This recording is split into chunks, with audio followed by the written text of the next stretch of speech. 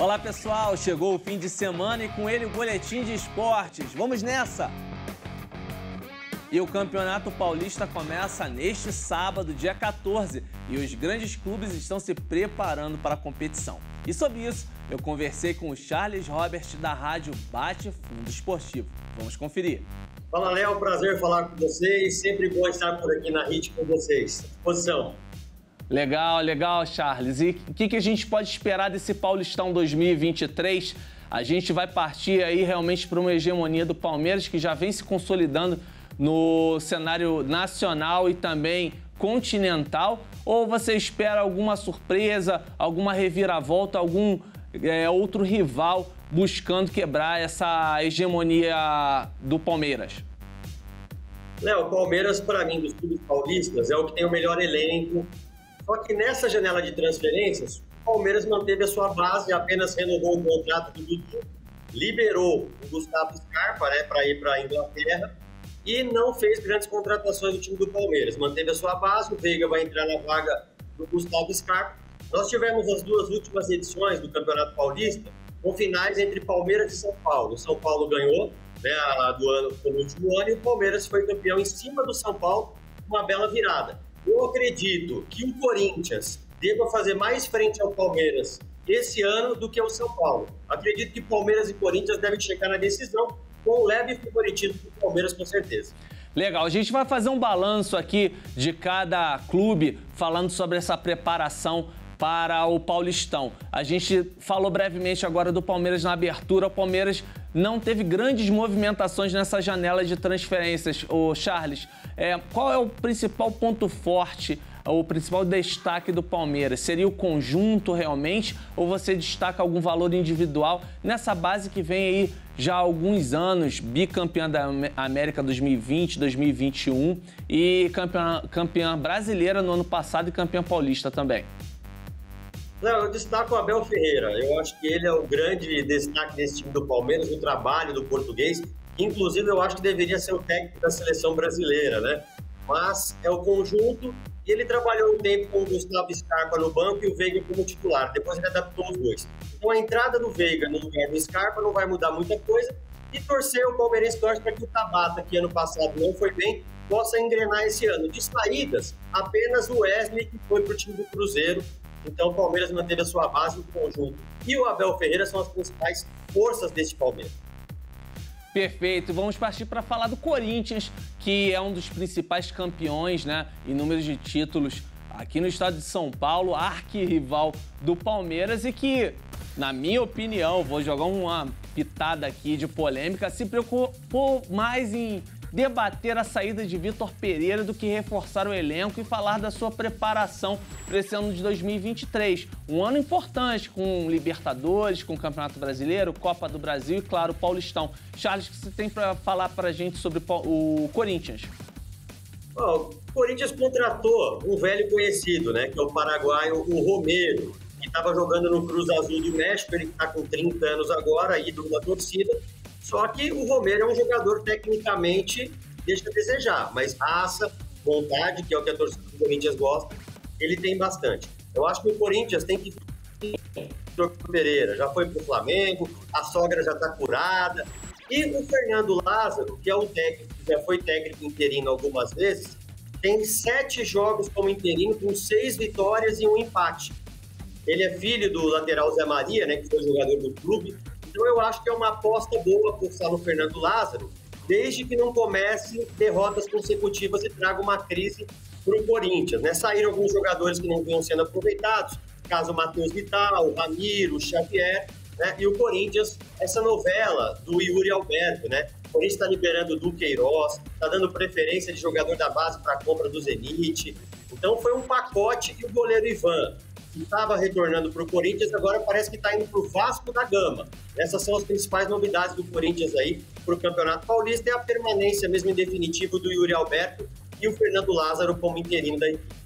Aliás, eu vou pontuar aqui, Charles, eu achei um grande equívoco do Corinthians essa negociação do Yuri Alberto. Eu acho que bateu o desespero de dar uma satisfação para a torcida para uma grande contratação, não perder o Yuri Alberto diante dessa situação financeira difícil que o clube atravessa.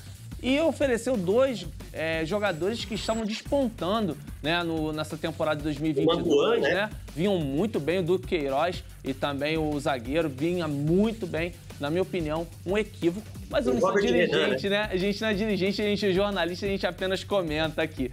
E falando em perspectivas para 2023 e que realmente precisa melhorar bastante depois desse ano de 2022, é o São Paulo, o Charles Robert. São Paulo foi finalista, tinha a faca e o queijo na mão para ser bicampeão depois de muito tempo e tomou uma goleada e tomou uma virada aí, de certa forma, inesperada para o Palmeiras. Como é que você vê aí a caminhada São Paulina nesse Paulistão? O São Paulo fez dentro das limitações do elenco, fez um bom ano, né? Um ano de 2022 bom. Chegou na final da Sul-Americana, chegou na final do Campeonato Paulista, venceu o primeiro jogo por 3-1 e tomou aquele revés. Eu estava lá no Allianz Parque narrando esse jogo e ainda machuca um pouco, né, do São Paulino. Mas assim, eu vejo que o São Paulo dispensou alguns jogadores que não tinham mais ligação com a torcida não aguentava mais. Casos, Igor Gomes foi pro Atlético Mineiro, casos do Reinaldo, que foi pro Grêmio, o Éder, que não vinha sendo aproveitado com salário de R$700 mil, o Léo Pelé, que é um jogador que tinha uma estabilidade, mas no jogo decisivo da Sul-Americana, na minha opinião, falhou o Léo Pelé, que foi pro Vasco da Gama.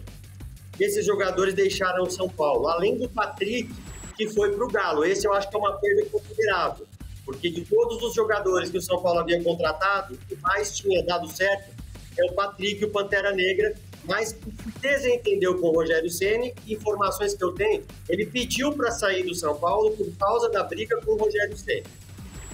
Então, uma grande perda. O Nicão foi embora do São Paulo, mas nunca havia chegado, então não é uma perda muito grande. Diz que a esposa não se adaptou à cidade de São Paulo, vai jogar no Cruzeiro.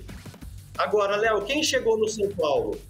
Chegou no São Paulo o Pedrinho, meio atacante, que estava no América, que estava do Locomotive, veio por empréstimo. Eu acho uma baita contratação. O Rogério reclamava que não tinha jogadores de velocidade, agora ele tem o Pedrinho. São Paulo trouxe também o goleiro Rafael, vem para ser titular, que era goleiro reserva do Atlético.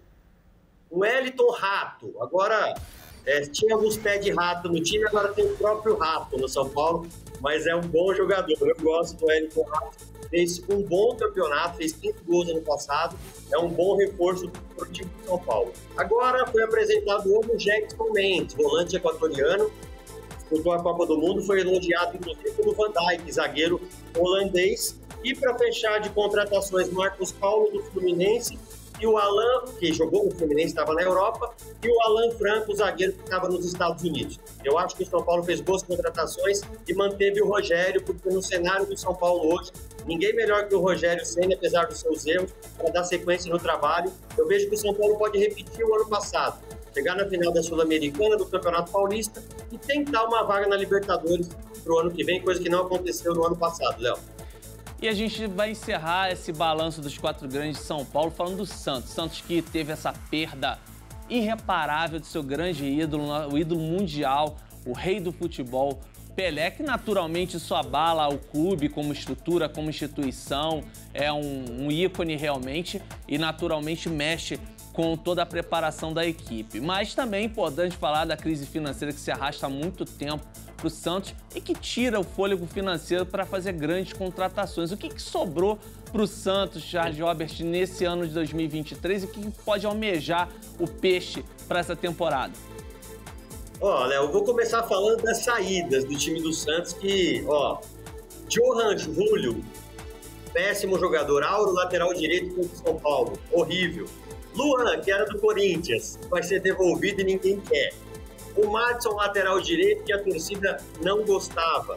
O Angulo fez um jogo ou outro, mais ou menos, né? Então essas foram as saídas. Chegaram para o time do Santos, o técnico Dair Helman. Eu gosto da contratação, fez um bom trabalho no Internacional, acho que foi um acerto. O Falcão para ser diretor de futebol, também achei um baita acerto do Santos. Messias e Mendonça. Messias, zagueiro do Ceará, e o Mendonça, o Speed Mendonça, aquele mesmo que jogou no Corinthians, atacante de velocidade. Além do João Lucas, lateral direito que veio do Cuiabá, e o Dodi, volante que estava no Kashima do Japão. Eu acho que o Santos faz tempo que não chega na final do Campeonato Paulista. Poderia priorizar o Campeonato Paulista, o time do Santos, se não me engano, há 6 anos que o Santos não chega no Campeonato Paulista. Poderia priorizar, mas não vejo o Santos com condições de brigar por outros títulos, a não ser o Campeonato Paulista, viu, Léo? Perfeito, Charles. A gente fica na expectativa desse início de Paulistão neste sábado, dia 14, e promete muita emoção. E também de destaque importante nesse Campeonato Paulista, a volta da querida, da amada Luzinha à primeira divisão, a elite do futebol paulista. Eu tô torcendo muito pela Luzinha para que faça um bom campeonato e se mantenha aí na elite, possa se reestruturar. Charles Robert, grande abraço para você, até a próxima aqui na nossa programação. Muito obrigado. Léo, eu que agradeço, parabéns pelo programa, até a próxima. Valeu, grande abraço. Eu volto no próximo sábado com mais informações dos esportes. E continue ligado aqui na nossa programação, acompanhe a gente também no YouTube. Tenha um excelente fim de semana, grande abraço.